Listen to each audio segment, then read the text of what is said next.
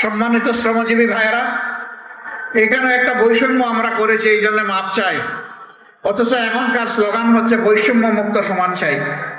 বৈষম্যটা হলো আমরা স্টেজের উপরে বসা আছি, হোক এটা ট্রাকের উপরে, অসুবিধা নাই, আমরা একটু উঁচুতে, আপনারা সমতলে।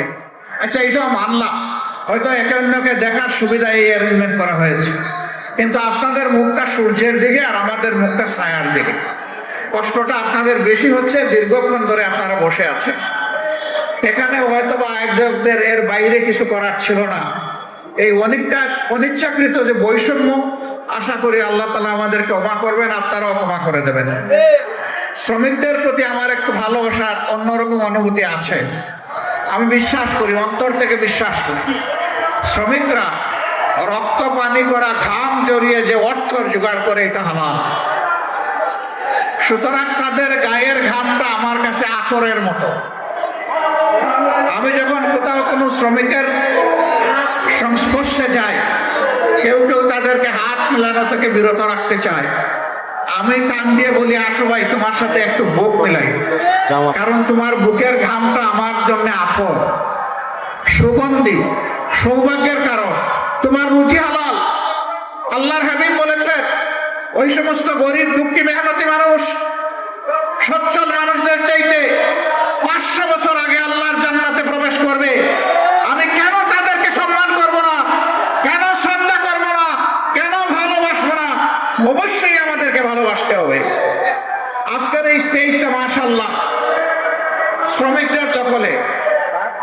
আমি তো আছি আপনাদের রুহানি সহকর্মী, কিন্তু একদম জিসমানি সহকর্মী হচ্ছেন সেক্রেটারি জেনারেল জামাতে ইসলামী।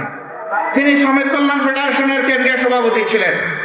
এরপরে বসে আছেন আমাদের নায়েবে আমিরদের মধ্যে যিনি বয়সে জ্যেষ্ঠ, জনাব অধ্যাপক মুজিবুর রহমান সাহেব, তিনিও আপনাদের কেন্দ্রীয় সভাপতি ছিলেন।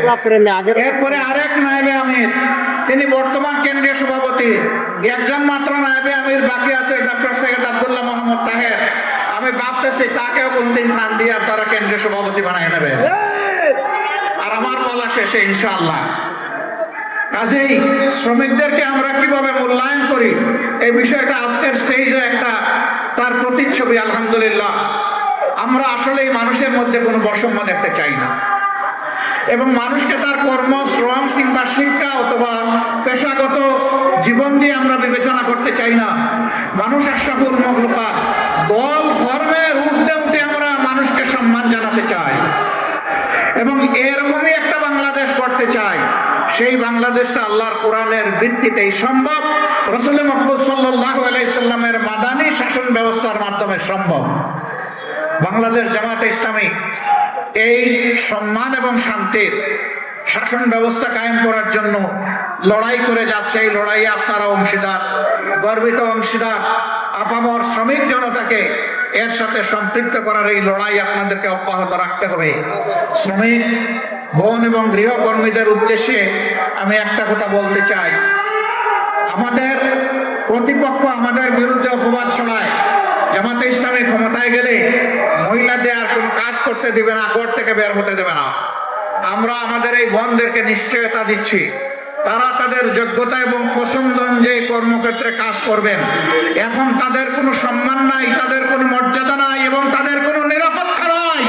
সেই রাস্তায় ইনশাআল্লাহ তাদের মর্যাদাও আমরা কায়েম করব, তাদের নিরাপত্তাও নিশ্চিত করা হবে ইনশাআল্লাহ।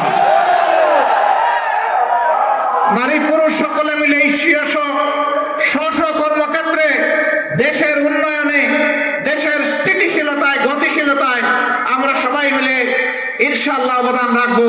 সেই সাম্যের সোনার বাংলাদেশ গড়ার সংগ্রাম সেই দিনই আমাদের থামবে, যেদিন মানুষের ঘরে ঘরে সুখ, শান্তি এবং মর্যাদা পৌঁছে যাবে।